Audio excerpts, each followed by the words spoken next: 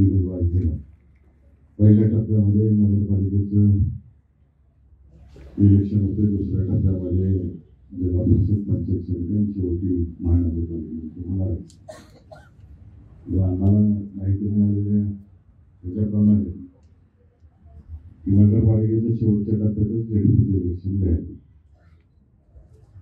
आणि या दृष्टिकोनातून सगळ्यांना प्रश्न पडला असेल की लोकसभा झाली, विधानसभा झाली, वर्षभर बाहेर कधी आले नाही आणि अचानक आज पक्षाची बैठक घ्यायला कशी आली. आदरणीय पवार साहेबांनी, सुप्रियाताईंनी आणि प्रदेशाध्यक्ष शशिकांत शिंदे साहेबांनी, जयंत पाटलांनी ज्या बैठका राज्यातल्या प्रत्येक जिल्ह्याच्या झाल्या मागच्या आठवड्यामध्ये, तर त्यांनी पूर्ण जिल्हाभर फिरायला मला सांगितलं नाही. माझ्या लोकांना मतदारसंघ सोडून दुसरीकडे ढवळाढवळ केली नाही. कार्यकर्ते येत होते, त्यांची कामं मार्गी लावत होते. परंतु आता अधिकृतरित्या पक्षाने मला सगळीकडे फिरायला सांगितलेलं आहे आणि जबाबदारी टाकलेली आहे. म्हणून आज ती बैठक लागलेली आहे. सर्व सूचना ज्या काही आदरणीय पवार साहेबांनी, सुप्रियाताईंनी आणि प्रदेशाध्यक्षांनी दिलेले त्याची अंमलबजावणी जिल्हाध्यक्ष, जिल्हा राष्ट्रवादी काँग्रेसचे सर्व पदाधिकारी आणि पार पाडणार. मोहोळ तालुक्याची राजकीय परिस्थिती अत्यंत विचित्र झालेली. तुमच्या सगळ्यांच्या मनात अनेक प्रश्न आहेत, अनेक चर्चा ऐकतोय आम्ही सुद्धा. पेपरच्या माध्यमातून असेल, काही कार्यकर्ते समक्ष बोलत आहेत की काही लोक भारतीय जनता पार्टीमध्ये गेले, जे अजितदादांच्या राष्ट्रवादी, आणि काही लोकांचं एक आघाडी करून लढायचं चाललेलं आहे. परंतु मी या ठिकाणी स्पष्टपणे सांगतो की राष्ट्रवादी काँग्रेस, शरदचंद्र पवार पक्ष हे कोणत्या आघाडीच्या चिन्हावरती बिलकुल लढणार नाही.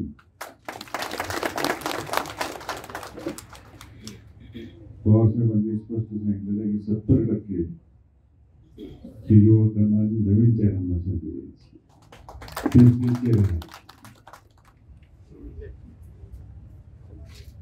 म्हणजे कार्यकर्ते काहीच नसतात आणि संकटाच्या काळात पवारसाहेबांच्या मार्गे उभा राहिले, त्या सगळ्यांना संधी द्यायचं काम या माध्यमातून होणार. मोहोळ तालुक्यात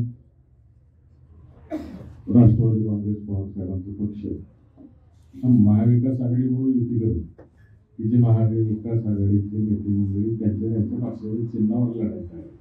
आम्ही म्हणत नाही राष्ट्रवादी चिन्हावर, सेना असेल, काँग्रेस असेल, तुम्ही त्यांच्या चिन्हावर लढावं. योग्यता असेल, वाटाघाटीमध्ये जागा पंचायत समिती असेल, नगरपालिकेची असेल, झेडपी असेल सोडून, परंतु एक वेगळी आघाडी रजिस्ट्रेशन करायची आणि त्याच्यावर लढायचं आणि पुन्हा इकडे तिकडे उड्या मारायच्या, हे होणार नाही.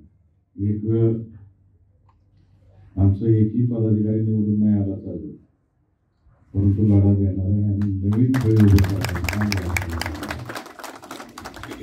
त्यामुळे निश्चित राहा, आपण लढणार आहे, पवारसाहेबांच्या आदेशाने लढणार आहे आणि नवीन पिढी निर्माण करण्याच्या दृष्टिकोनातून आदरणीय पवारसाहेब, आदरणीय सुप्रियाताई, शशिकांत शिंदे साहेब, जयंत पाटील साहेब आणि विजयदादांच्या मार्गदर्शनाखाली आपण एक स्ट्रॉंग पिढी, नवीन तरुण कार्यकर्त्यांना प्रत्येक ठिकाणी संधी द्यायचं काम आपण करणार आहे. जिल्हा लेवलला म्हणजे अख्ख्या जिल्ह्यातून मी एकटे निर्णय घेणार नाही. जिल्हाध्यक्षाच्या अध्यक्षतेखाली पक्षाने सगळे आजी माजी आमदार, खासदार आणि काही सेलचे अध्यक्ष यांची एक कोर कमिटी केलेली आणि काही ज्येष्ठ मंडळी असतील ज्यांना अनुभव आहे अशांची एक कोर कमिटी केलेली. ही कमिटी अख्ख्या जिल्ह्यातल्या नगरपालिका, झेडपी, पंचायत समिती या सगळ्या इलेक्शनची उमेदवारीची तिकीट फायनल करणार. त्यामुळे कार्याध्यक्षांनी आणि जिल्हाध्यक्षांनी सांगितल्याप्रमाणे इच्छुकांनी आपापले अर्ज पक्षाच्या 20 नमुन्यामध्ये त्यांच्याकडे सुपूर्द करावे. लवकरच जिल्ह्याचा दौरा आम्ही पूर्ण करतो. उद्या पूर्णवाडीची बैठक आहे, त्यानंतर करमाळा, सांगोला, बार्शी आणि अक्कलकोट आणि मंगळवेढा वेळा अशा बैठका येत्या 2-3 दिवसामध्ये सगळं संपवतील आणि त्यानंतर कोर कमिटी एका ठिकाणी बसेल आणि आलेल्या अर्जातून उमेदवार निवडेल आणि त्याच पद्धतीने जिल्हाध्यक्ष सेना असेल, परत काँग्रेस असेल किंवा महाविकास आघाडीची संलग्न असलेल्या सर्वच पदाधिकाऱ्यांशी चर्चा करेल. एखाद्या ठिकाणी समविचारी कोण व्यक्ती येणार असेल त्याचाही आम्ही विचार करू. परंतु आमची अट हीच राहील की विद्यमान सरकारच्या विरोधात ज्यांना काम करायचं आहे अशांनीच आमच्या मध्ये यावं. आम्ही कुठं सेटलमेंट करणार. परंतु कडवा लढा देण्याचं काम शरद पवारांचे आणि विजयदादांची मावळे या जिल्ह्यामध्ये करतील हा ठाम विश्वास मी तुम्हाला सगळ्यांना देतो. तेव्हा खचून जायचं नाही, संख्येवर अवलंबून राहायचं नाही. लोकसभेत दिसलेला आहे संख्या कुठं होती आणि काय चमत्कार झाला. आज सुद्धा तेच वातावरण आणि आपल्याला लढायचंय शेतकऱ्यासाठी लढायचंय, सुशिक्षित बेकारांसाठी लढायचंय, गोरगरीब जनतेसाठी लढायचंय.